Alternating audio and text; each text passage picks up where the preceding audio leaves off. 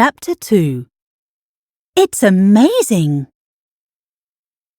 When they got home, Gemma ran to her room to try out her new phone. At first, she was really happy to have a great phone like everyone else at school. But after playing with it for a while, she was bored. It changed colours and knew her name, but that was all that was different from her old phone. She looked and looked, but she couldn't find anything else special about it.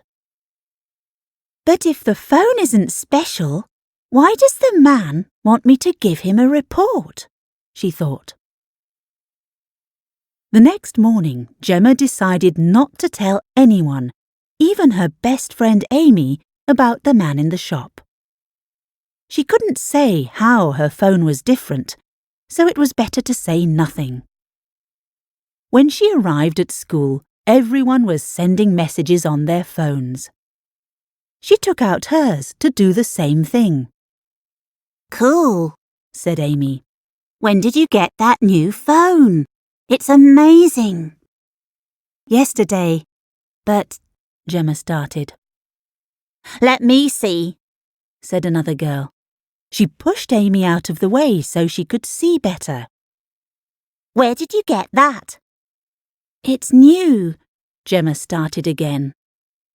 "We can see that," said Amy. "Where did you get it? I've never seen a phone like it." They weren't listening anymore. Amy took the phone from Gemma. Then everyone was shouting and fighting to try it. Soon some boys came, and there were lots of people, and Gemma was pushed to the back.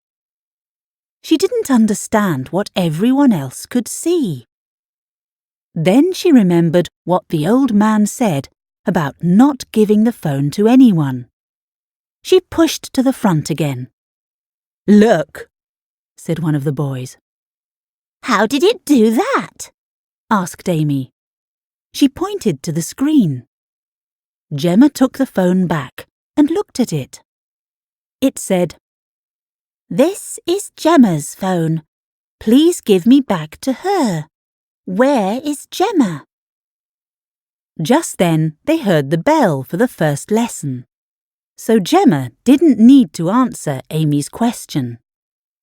When they went into school, people were talking about the phone. Some of them were trying to walk close to Gemma to look. She put it in her pocket so they couldn't see it. "Your hair's different today, Gemma," Amy said. "It looks really good.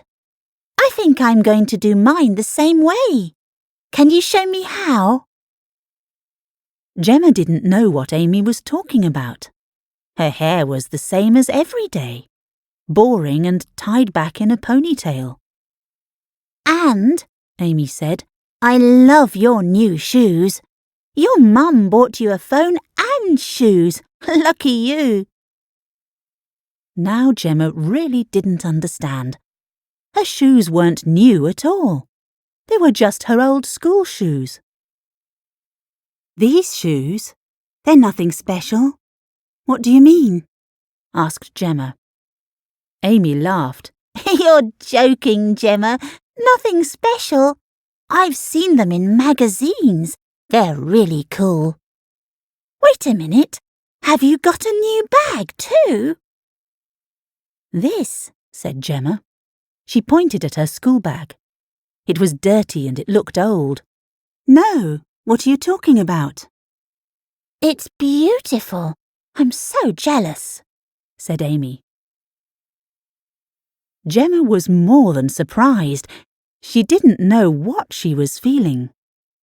As they walked to class, she could see that most of the girls were looking at her. Their eyes moved from her hair to her bag and down to her shoes. It was like they saw something special too. What was happening?